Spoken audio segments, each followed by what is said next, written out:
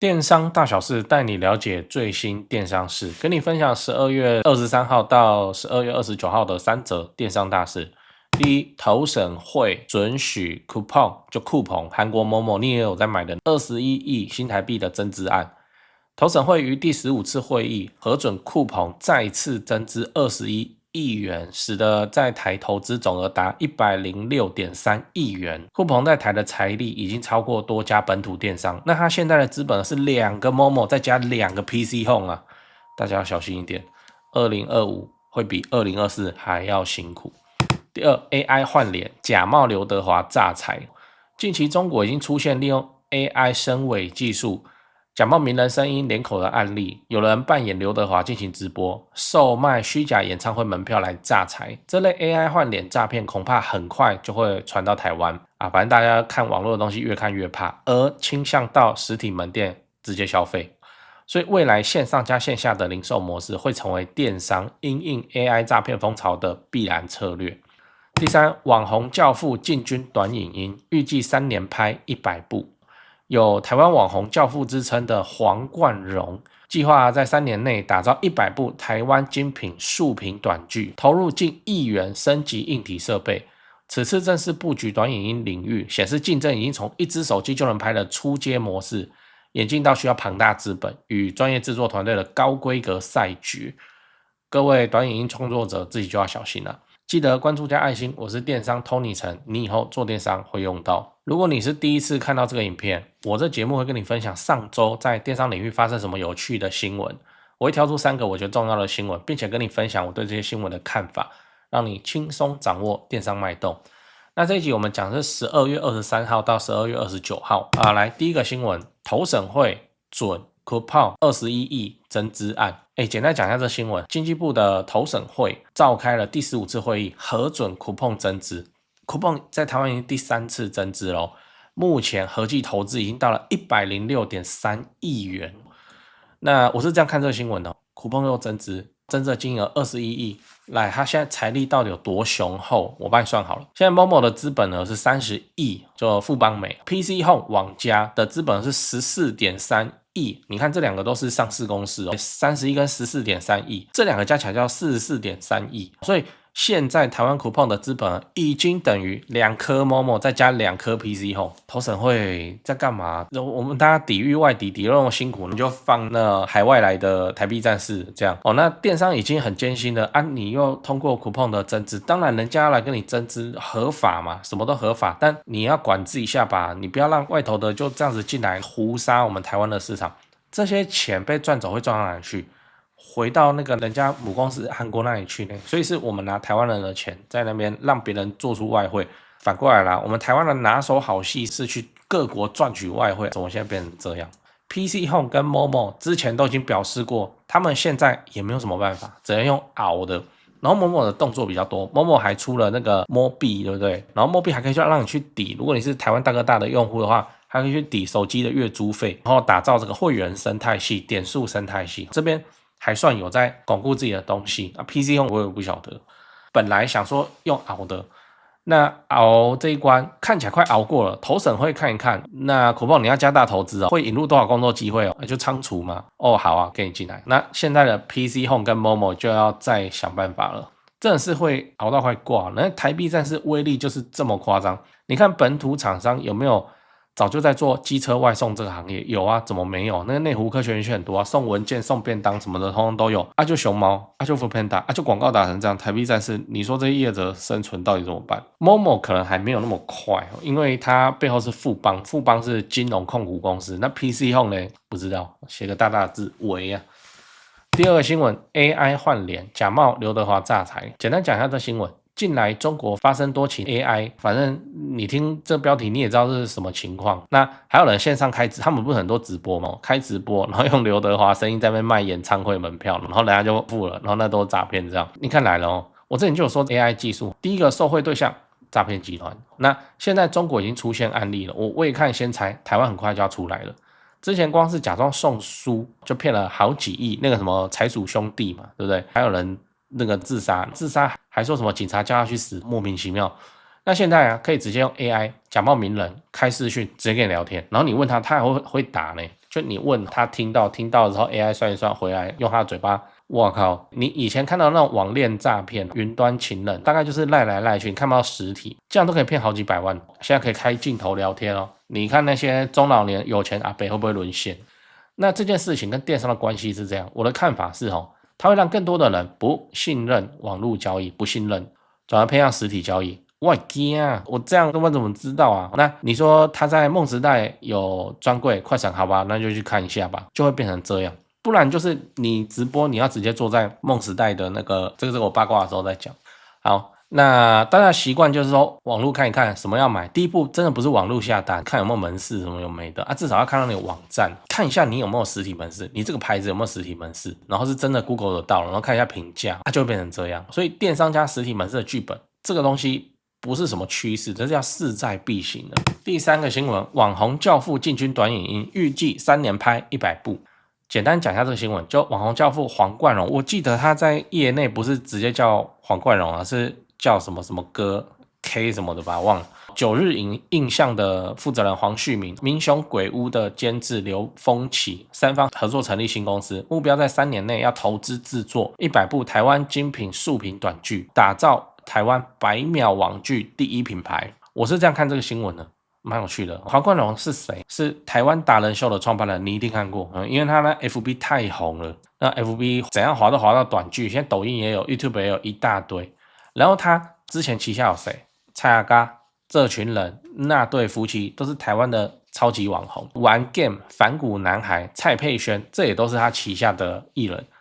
很厉害，真的是很厉害。那接下来他已经宣布要进军短影音频道，短影音的这个赛道，我也是蛮期待的，因为他说他投入近1亿元的硬体设备，这就是一场资本的战争。你看 PCO 某某面对酷碰，那你现在在拍抖音的，就要面对这个台湾达人秀啊！现在的影音市场越来越卷，真的已经不是一只手机就可以搞定的事情。你看我拍这个也没什么流量的影片，也是要灯啊，也是要相机啊。那种要外拍就不用讲，还有一个摄影师哦，那回去还要剪辑。那现在的短影音市场也要开始卷设备了。你一个素人拿手机瞎拍乱剪的时代已经要过去了，人家是拿专业团队过亿的设备来跟你玩啊，你要怎么玩？我们整理一下12月23号到12月29号的3件电商大事。第一，投审会准酷碰21亿的增资案。第二 ，AI 换脸假冒刘德华诈财。第三，网红教父进军短影音，预计3年拍100部。讲八卦，我讲2个八卦第一个是那个实体跟诈骗之间的关系，然后第二个是那个网络短剧，好，听听就好。首先我先说那个实体跟诈骗，就是说现在大家买东西看你有没有专柜嘛，看你有没有实体门店嘛，有才会比较安心嘛，这件事情是确定的。那个实体门店的定义是什么？不是说你生出一张照片而已，而是说你在 Google 地图上找得到，然后人家看得到他的评论。所以我们很早就在呼吁说，你千万不要干纯电商，你现在纯电商波动太大了，死得很快。那再烂你去摆百货花车嘛，你去摆文青摊贩市集嘛，你有一个实体，然后跟人家说什么时候在华山礼拜6几点这样做一个快闪，这样都好，这样都叫做你有实体。那实体的问题啊，每次我跟那个人家讨论到这个或是跟客户讲到就会被挑战说，可是电商才可以做全台湾的生意，可是我就开一个小市集，我就在华山而已，那他要怎么买我开这个不就没用？不是这个意思。这个大道理不讲啦，先说结论，开直播，你边摆摊你就边开直播，就拍就对了，就这样。那要干嘛？要让人家看到说你是真的有在做生意，这样就好了。然后你既然都在摆摊，你会办活动嘛？像百货花车也有很多嘛，什么加赖可以换那个吃的或什么，你就弄灯弄什么，就直播你的摊位，你也不用看镜头，你就一直直播。现在也很多啊，一些妹去那个饮料店50兰打工，然后他就会把他手机放在那边直播，然后那个要滴滴的，然后在那边做饮料，然后很多猪哥就反正就这样，那一整天下来，他也能收到不少的打赏，那些打赏都是可以换钱的就这样。那这真的很多啊！你去抖音上看开直播，一堆人是上班的时候，我以前还看过槟榔摊的，就这样大家不是爱看槟榔西施吗？线上让你看那喜欢你就打赏，你不用跟他买槟榔。好，那我刚刚这样讲这些事情，不是说我们假设去摆一个摊子，然后我们要赚打赏，不是这个意思，而是说就给人家看这是真的嘛。然后你有办活动，轰轰烈烈的活动 OK， 你就是去摆文青摊，其实这个也不用我讲，我看大家都是这样。我们最近那个建商搞了一个什么露营风什么的，他停车场那边弄就弄了一个市集，那我就去看嘛，我一查，大家或多或少都有自己网络商店，还叫做不一定有，但一定都有 IG 啊，一定都有，绝对都有。然后我看他们闲下来，那个文青市集是这样，它就不是什么大的品牌嘛，就是这些地方文青的东西。那个店主摊主坐下来都马上在发 IG 啊，这就对了，他是这样拍，然后我们看你知道在发 IG 啊，就这样。那你就是办实体的活动，然后你就一直发你的 IG， 你就是要让你线上广告看到了，回去查的时候或是怎么样看到哇，这是真的，这样就好了。制造出一个稀缺性，叫做说你这个牌子在台北华山，哇，好热闹，哇，这个天气好好，哇，真是好多人哦。然后呢，大家打扮都很潮什么，然后你现在在推这个东西，你就说那个卖的相当的好，很受欢迎。OK， 制造出那个稀缺，你在 IG 讲制造那个稀缺性。那你的网络商店就会有单子，就是这样，这是现在的玩法。所以以这个目的来讲，不用多，你发 IG， 你开直播这些东西，你实体门店只要一个就好了。那做什么？做把你的实体的东西的威力扩展到网络以上。那你赚什么钱？现场摆摊的钱跟那个你现场摆摊，你做直播，你有流量，你广告也在跑 ，OK， 好，做你网络商店的钱，就这样。那我会认为这是现阶段很好的一个破局的方式，因为它让消费者滑一个广告，没有，它是滑到你的 FB 直播。现在直播还是会算法上还是会给你的，给你流量的。然后我看一下底下直接什么资讯栏或怎样，就直接有那个链接可以点就去，他就在网络上在买你正在台北华山摆的东西啊，不错啊，这是不错啊，很适合上班族摸鱼，大家都在摸啦，谁那么认真啊？大家都在摸啊，就是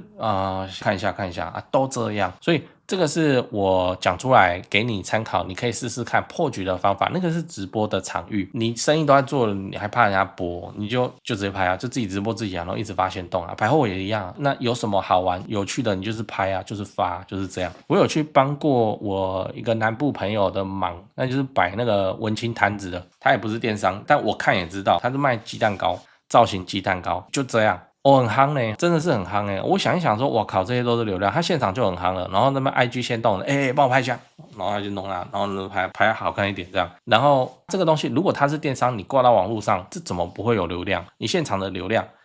一定有办法去转化成线上的流量，然后带来订单。为什么？因为大家觉得好想参与因为他在那个什么博二那边去摆那个文青摊，博二台北人、台中人、桃园人，这个都听过都想来都没空，现在就有的看，不是很好吗？就是这样，这是我说的第一个，你去制造出你实体只有一个点很热闹的那个稀缺性，让大家在网络上加减下单，这是我的观察，这我目前手上也还没有实验，我只是陪朋友去摆摊，我发现哇干大有可为，那跟你分享。第二个是那个短剧视频短剧视频这个我要讲一下，就是说中国大陆玩烂了，而且中国大陆的短剧赛道已经失败了。好，这我先说结论，就是说中国大陆在干嘛？在摸着石头过河。那台湾在干嘛？在摸着中国过河，就是这样。那短剧它天生有一个问题，它失败有非常多的分析科普，那它失败起来是这样，就是说短剧它很夸张赚钱，它赚钱的能力很强，就是说就让你看一集，然后就那个突然戛然而止，你想要看你要付钱解锁去看下面那集，然后切片，就是说很多的乡民滑抖音快手你都可以去卖他的短剧，真的卖他的短剧，你就去加入，然后说你要卖这个东西 ，OK 好。那你就去帮他剪或是干嘛，然后让他乱发，你的观众看到他想要看，他去解锁了，都很便宜什么一集1块钱或5毛钱人民币这样，那你有分润，那个分润很惊人那个分润都大概是5成到7成这么夸张的规格，然后那个短剧的播放量都很夸张都是比电视节目都还要夸张很多了，因为那动不动都是几千万，一个月内几千万，那东西不算，没有在看收视率了，那就是看那个观看次数、播放次数都是几千万，那赚到的钱非常的可观，可是大家都是赔钱的。短剧的赛道就是一个看起来理想，可是大家都赔钱的，那谁存活的好呢？存活的好的在哪里？存活的好的在他不是赚观众的钱，他赚投资人的钱。他就跟你说 OK 200万人民币来投资，我们可以做3部短剧出来，他预计以前怎样，然后真的 OK， 那你有没有投你要投了以后，你短剧要怎么红？你必须有非常重大的推流，你的短剧才会被看见，这是真的这就是那个行业畸形的地方。 OK， 你要花非常大价钱的抖音广告然后去跑才对，这个抖音广告会跑到什么程度？会跑到总营收的快要一半，我前面不是讲分润就一半，收到钱要拿一半的钱去跑广告，就这样了。中国的抖音很嚣张，很凶狠，就有一个新的平台，然后一些默默无名的小卖家想说我在新的平台耕耘，说不定还有机会，没有机会。抖音的广告非常非常的昂贵，一样，这个中国都玩给我们看了，他们连海外的 TikTok 站广告都非常非常昂贵，那个昂贵会昂贵到你第一单都没有赚钱。那短剧也是同样的情况，广告费太贵了。其实讲起来跟电商很像，抖音就是很懂啦，真的很懂。他说好，那如果我有平台，我赚什么？我赚广告，我赚推流，我手握流量，我就来卖流量。然后我卖流量，我就要卖到你一个极限，我不是便宜卖批发流量给你，我是卖到你打平，那你要不要做？你不做，有人是人做，所以抖音的那个电商的窗口期非常的短，一下子抖音就看懂了，然后就把广告费提到一个大概该叫的程度。虾皮从那时候要跟那个外拍对干的时候，他不是抽趴也超级之低嘛，好像 1.49， 因为那个外拍 1.5 嘛，就这样子搞。你看现在多少？现在夯不啷当加起来大概是9%，就这样。可是这中间啊，超过了5年以上，抖音没有呢。海外的抖音中国的抖音从红到窗口期出现到结束，这可能2年以内而已。对，所以现在在中国做抖音电商也不赚钱，做短剧也不赚钱，但是可以赚投资人的钱。中国现在的形态是那样。那个短剧我不知道你有没有看过，那这个人家讲做无脑流啦，就是让你滑爽的看很好看这样。它的标题都很夸张，都是什么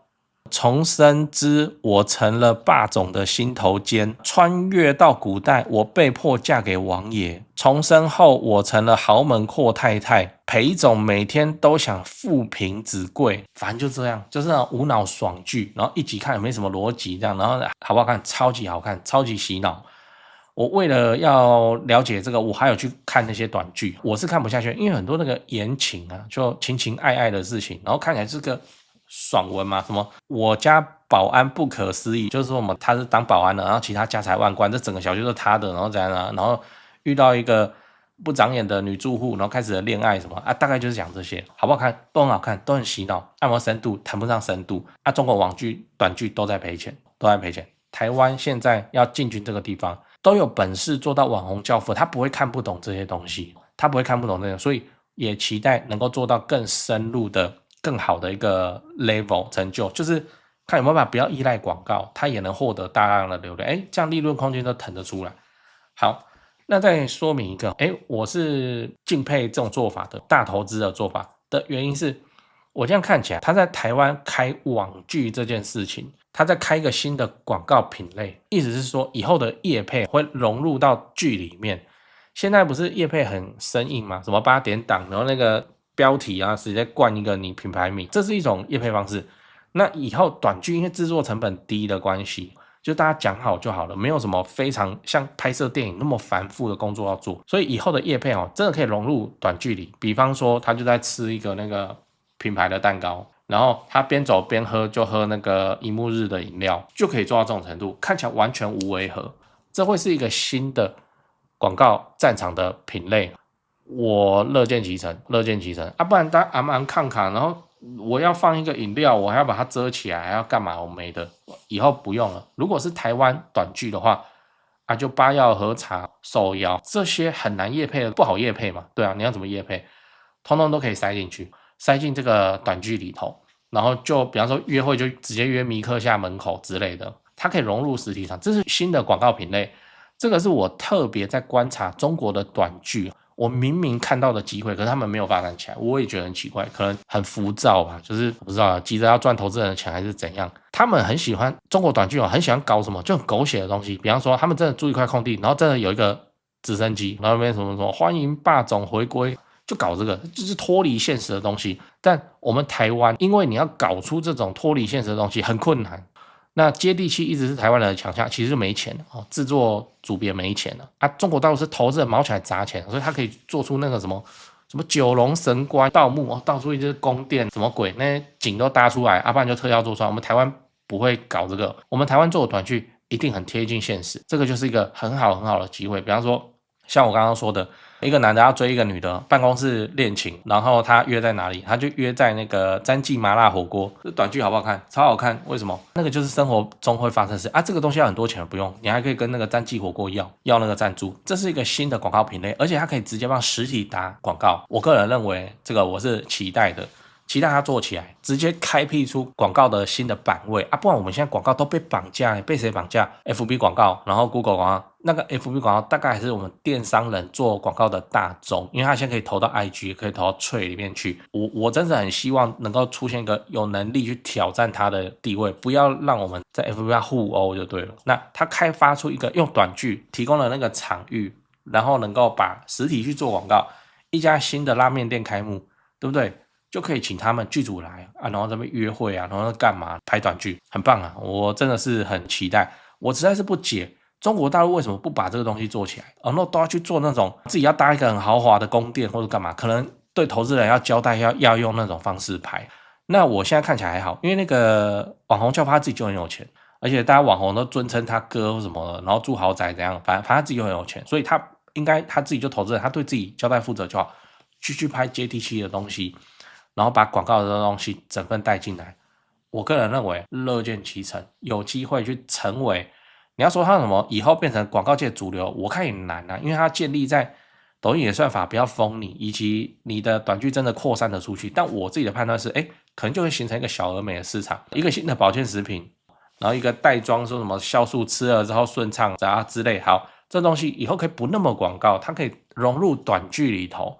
然后融入短剧里头，比方说就是一个便利贴女孩办公室的然后她就吃饭，然后边聊天，然后就吃一包，无违和，广告词又不用念，就这样，反而让广告藏在里面，让剧变好看。如果去追求这个部分的话，这反而是我们台湾的机会，你参考看看。现在的电商平台之间竞争激烈，除了你熟知的虾皮、PC 和 Momo 以外，外国的电商平台也对台湾虎视眈眈。除了酷鹏、大军来袭，还有旭印、抖音小黄车、全球速卖通、Temu， 他们都在偷偷伸出触手，要来抢台湾市场。